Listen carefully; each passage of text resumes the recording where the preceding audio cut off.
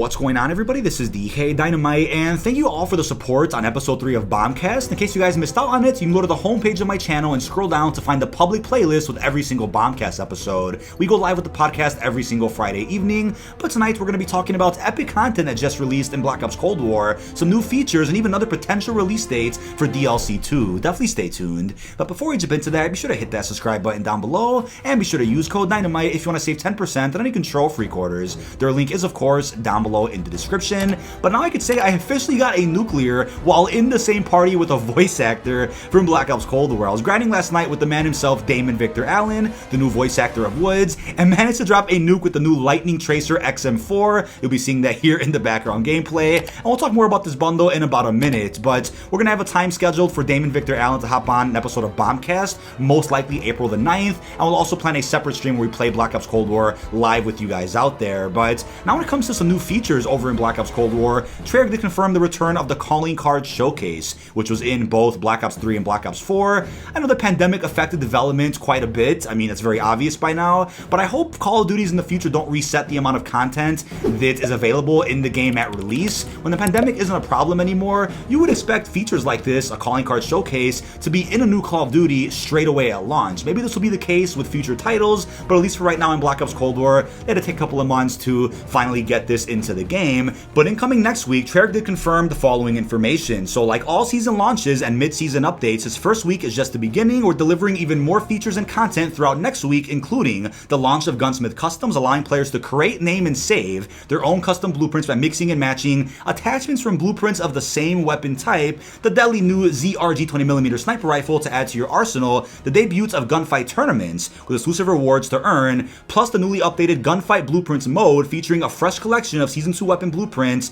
to wield. So I'm not sure if you guys saw this, but Treyarch actually posted a new video on their channel a few days ago previewing some of this unreleased content. So first off, the launch of Gunsmith Customs, which to me is a great feature that adds more value to all of these bundles in game. Not only can you use all of the blueprints in multiplayer, Warzone, zombies, that's great, but now you can mix and match attachments, which to me adds even more replayability to the game already, right? Being able to have a clusterfuck of a loadout with different looking attachments, making your weapon look a bit unique from the original blueprints. I'm excited to see this, but we also have gameplay of the ZRG in their stream as well, but that's not all, right? People out there have already been using this sniper rifle early in multiplayer. If you guys are wondering how this is being done, I believe if you're on PC, there is a very easy way to data mine the weapon, load it into your game, and use it in public matches. But if you have an Activision account linked to a PlayStation or an Xbox, you can of course transfer over that loadout to any platform of your choice as long as your Activision account is the same. So I've seen so many lobbies now with unreleased content being used, but what's ironic about it is that bigger Call of Duty channels, and specifically Call of Duty partners, have already posted interesting videos using this new sniper rifle. Essentially it's leaked gameplay, but Activision hasn't bat an eye to that whatsoever, so no action was taken against them. Not that I want that to happen, but it's pretty interesting how you could post leaked gameplay of the sniper and get away with it these days, even though back then talking about rumors from Charlie Intel would get you striked. So not sure what's going on with that. But now when it comes to the brand new Lightning Tracer XM4, a beautiful pack that just released on Friday for 2,200 COD points, we have the Giga SWAT Mastercraft bundle with the SWAT Master XM4, and of course comes with Lightning Tracer rounds and lightning dismemberment effects along with that. We then have the Power Coil, I think that's the Bullfrog. We have the Bug Zapper Charm, Electro Weapon animated calling card, the Lightning Hunter, I think that's called, animated emblem, the Slash Sticker, and the Fly Zone Reticule. So what a great pack this is, but like I've been saying many times in the past now, we have so many skins for a lot of the same weapons, right? The XM4, Bullfrog, 74U, RPD, and lots of others. So maybe at some point in the next few seasons we'll end up seeing a lot of weapons that haven't gotten much love yet, and they'll give those weapons some new Mastercrafts, Reactives, Tracers, some cool bundles. But I believe Activision goes off of player data when it comes to making these bundles, so they'll probably see which weapons people are using the most, and then they'll make bundles for those weapons accordingly, since that'll likely sell very well. I understand that from a business standpoint, but obviously from a casual standpoint, we're like, why do we have 10 different skins for the XM4 at this point? But this one was worth it. I love the inspect animation on it, as you'll see in this video as well. As you guys may have also seen in the thumbnail, we have a Stormbreaker thumbnail for this Tracer pack. And obviously lightning is the theme, so why not go with a bit of Thor for the thumbnail? So shout out to Fajardi for the endless amounts of creativity that you guys have been seeing on the channel lately. And it's a bit of a sequel to a thumbnail he made about a week and a half ago, which is Thor themed with Mjolnir, Thor's hammer. And that was when the new Mastercraft released the Necro King. We were like, alright, we had a Thor looking skin, kinda, right? With Adler, it's still unreleased, but it'll probably drop soon. He gave him Mjolnir, gave him the Necro King, and it came out very, very well. So a bit of a sequel to that with Stormbreaker here in tonight's thumbnail. But also as a bit of a reminder too, Season 2 Reload is going to drop 16 plus new bundles into Black Ops Cold War and Warzone. So we have about 20 days left of the season, a bit less at this point. And in that time frame, we'll be seeing all these bundles released. If you guys want to see exactly what these bundles are, I have a video linked showcasing them in the comments. I'm not too sure what Activision's rules are with showing unreleased bundles in videos, and it's definitely not worth the case. Not worth it at all to get an unnecessary copyright strike for that. But I wish Activision would have some level of transparency with content creators to just make clear what is and isn't okay to show in videos. People are out there showing the unreleased sniper in their gameplays, getting hundreds of thousands of views. People out there showing unreleased bundles in videos, sometimes getting away with it. But then SPMM Warzone got taken down. So I'm like, Activision's priorities are a bit confusing to me. Hopefully we understand what they are at some point in the future, but COD Tracker's been up for a while. They post unreleased skins, but even Charlie Intel throws me by surprise sometimes when they make articles talking about unreleased skins they recovered on COD Tracker. Let's see what happens with that site in the future. It's always been a confusing topic for me. Now when it comes to a quick point about the Treyarch Ural Mountains Warzone map, images and gameplay are both floating out there right now, proving that the map did exist. I've seen a lot of comments already from bigger channels, smaller channels saying that there was never a Ural Mountains Treyarch map, it was all a leak, and that's why you shouldn't, have trust in leaks sometimes. Look, I'm not a leaker, I'm just a messenger. I love talking about the news, and what I can tell you is based on accurate reports from lots of big gaming sites, Treyarch's Warzone map did exist. There were 20 plus different locations found for the map. There is gameplay and image proof of all of it. It's sitting on the internet right now, and I'm sure somebody out there is going to leak it at some point. That's how the internet works.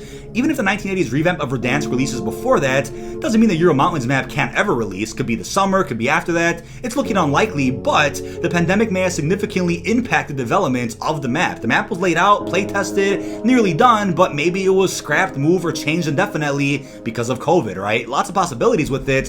Here's what I want to present you with though before we close off this topic. What if, and this is a big what if they just released the Treyarch Ural Mountains Warzone map, not in the Warzone application with Modern Warfare? What if they drop it in Black Ops Cold War on that engine, considering it's all the Fireteam maps combined with new locations added to that? What if they do that and just call it Fireteam Battle Royale instead of Fireteam Dirty Bomb? Could Black Ops Cold War handle that?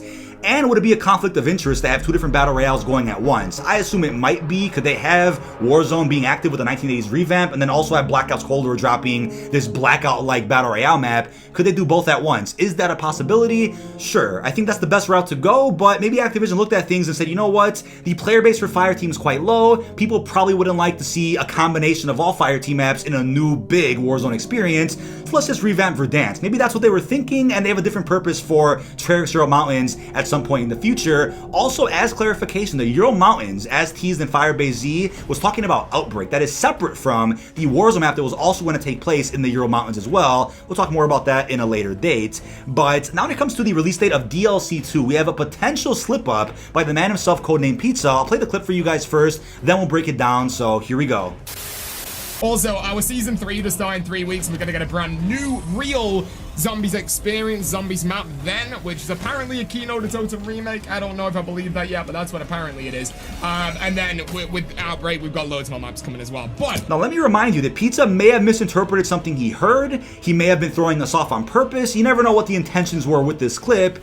Maybe DLC 2 is going to release at the beginning of Season 3, but then that kind of throws things off a bit. Would they drop Berlin DLC 2 before the Outbreak Zombies Easter egg? Definitely a possibility, but the way the storyline looks right now is that Firebase was setting up the Outbreak Easter egg, which we haven't seen yet, and that will likely be a prequel to Berlin DLC 2. So, yeah, I wouldn't complain. If they dropped the Zombies map first, then the Outbreak Easter egg mid-season, I'd prefer it that way at the end of the day, because the schedule for releasing Zombies maps in Black Ops Cold War makes the most sense if it looks like this. We have a map in Season 1 Reloaded, Season 3, Season 4 Reloaded, and Season 6. not too many maps, right? But at the end of the day, that'll be 5 total zombies maps available in Black Ops Cold War. So the Machina, Firebase, Berlin, and 2 more maps after that. I think that works. But if you're like, wait a second, that's a lack of zombies maps, right? It's not enough. Let's look at some previous Black Ops iterations to kind of refresh your memory a little bit. So Black Ops 1 had 6 maps, not including the bonus World at War ports. So it's not far off. Black Ops 2 had, again, 6 maps, not including Green Run survival maps, which I guess you could say are individual maps as well, but we'll leave it at 6. Black Ops 3 had 6, again, before Zombies Chronicles, so another similar number. And then Black Ops 4 had 8, 4 Ether and 4 Chaos, but there weren't any bonuses like some extra survival maps or a Zombies Chronicles. The game launched with 4 maps and dropped 4 more for the DLC season, so that's fair. So logistically speaking, if Black Ops Cold War Zombies ends up with only 5 individual standalone survival maps with Easter eggs, that's fine, because we then have 10 plus current Onslaught maps and 4 current, with more to come, Outbreak maps with other modes to follow as well. So we're on a similar level of content for Black Ops Cold War Zombies, with the possibility too of seeing a Zombies Chronicles 2 in the future, Victus remakes. There's a lot more to come to this game that we haven't even heard of yet. So don't let people tell you that Black Ops Cold War Zombies is the least amount of content. There's actually more content coming than any other Zombies iteration prior to this. So keep your hopes up. But last and definitely not least, we have an update to the good old Zombies Outbreak in Verdansk. As people out there have been falling asleep to already, we have the number hitting 33% finally, now that the zombies have moved to the TV station. I'll put footage on screen so you guys can see, rocking out the beautiful XM4 Lightning Tracer in a game of Plunder. We ended up winning the game as well. So like I've been saying, if you hop over to a zombies location in Verdansk, whether it was the bank last week or the shipwreck, the prison, any other location you want, if you just keep doing the event over and over again, grabbing money, killing enemies, just stay in this location, you'll win the game of Plunder, guaranteed. There is so much money to grab from the zombies event. So hey, if you want wins of Plunder, here you go. Easy strategy right there. But they also released the usual and cringy TV news broadcast of the Zombies Outbreak moving along. The question though is, why was the Outbreak stuck at 5% every time it moved? But now that it moved to TV station, it went to 33. I don't understand that. Why didn't they just have it move up a little bit, even if it was just 5% each time, every time the zombies moved to a new location on Verdansk? Really confusing, but yes, the Outbreak will get to 99% eventually. There's image proof of that, which I can't show you on screen, but check the description if you guys want to check out what I'm talking about. Now, also something I didn't expect to add to this video, but I just saw a tweet about it as I was editing, is that Rebirth Night is coming to Warzone at some point this season, as Zesty colleagues tweeted out on Twitter earlier. About a month ago, I leaked that Rebirth Night could be coming due to some hints in the files. In the latest update, its playlist and name were added into the file, so we could see Rebirth Resurgence Night coming soon, like and follow. So there you have it. We did get to see Alcatraz Night back during Blackout, but if you guys remember, Alcatraz in Black Ops 4 was set during the day, but during Operation Apocalypse Z, they did put Alcatraz in a nighttime setting with a lot of zombie spawns all over the map, which was great. It was a ton of fun, a bit different.